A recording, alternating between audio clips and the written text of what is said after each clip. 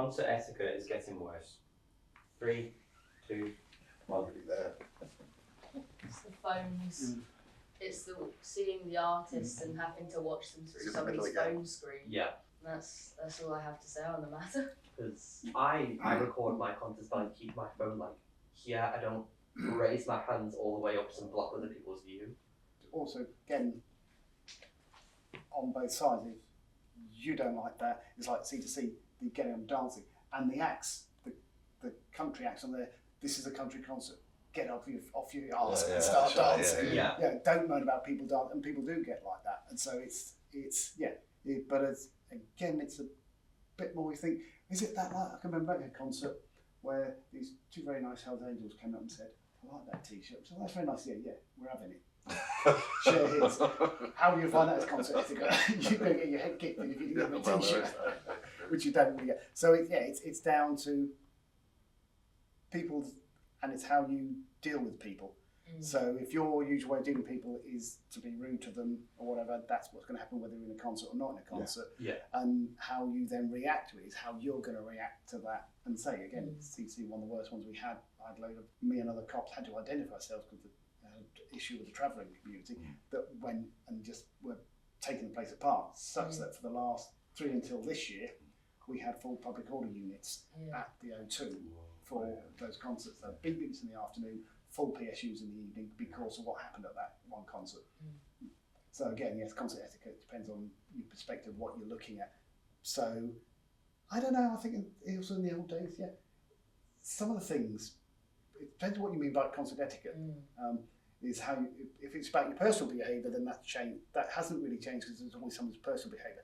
If there's an agreed way you think you should act in this particular type of concert and people aren't, like if it's not an agreed thing where you're so into it you're going to get up and dance, then that's changed because then it's affecting somebody else's. But if you know, and actually just we always there, but most people now in that area are the same people that are there every year, so they know what to expect. It's when you come there you don't expect that and suddenly, well, what's going on? So it's understanding that particular act and what the perceived etiquette is for what they do. Like the good old days of punk. I didn't really like being spat on. I didn't like punk, to be honest, but that was the etiquette. That was concert etiquette. Punk. That reminded me of a concert I went to a while back. It was quite a slow song that was playing, and these two guys that were just sort of stood behind me there got into a fight with each other. And the drink got thrown, and then I had beer in my hair like the rest of the night. And obviously that just lends itself to personal behaviour.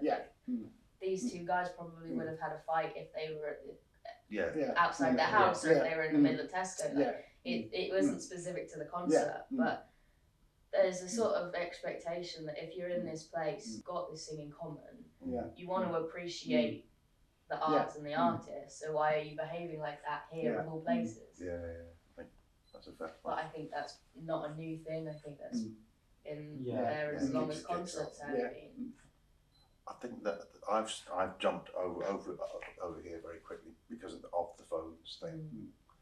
There's quite a few gigs that I go to now where the band manager or somebody will come out and sort of say, right, you've got it's going to start in 2 minutes. Everybody's paid to see the band. They haven't paid to see the screen of the phone or the person that's in front of them. So take a picture, but pull it down and then enjoy the gig for what it is. It might come back to what you were saying, that people need to prove that they've been. They need a picture from the pit. They need a little bit. They need a video clip of their view so they can put it on their social. And I think there's an element.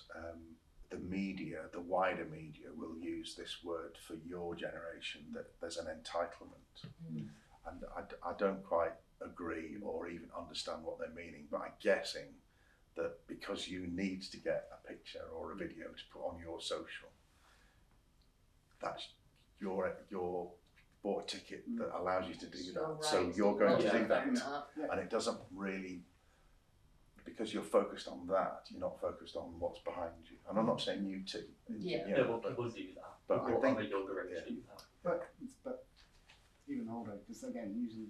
But this is talking about this is a green thing that everybody films, but it's not usually doing it in a way. Let's face it, we've got bloody Stetsons on. You're sat behind me. Yeah. You can't see. If you're sat, you can't Can't see anyway. Yeah. And that's the sort of thing. Is if that's agreed for that concert. And the other thing now is, as we've said, when we're driving up, is phones have replaced our day of lighters. Yeah. Because they always say, Yeah. turn your phone on, turn your light on. Yeah, that's right. And that's yeah. like, whereas we used to burn the place now, because they put a light on. Yeah. Even when you Yeah, didn't those- smoke, you had to bring a light to a concert with you just in case they wanted to see Yeah. a flame. But yeah, etiquette is all down to what's perceived for that one, and Yeah. then your think personal judgment. So I might step back to maybe here Yeah, instead of there. yeah, yeah.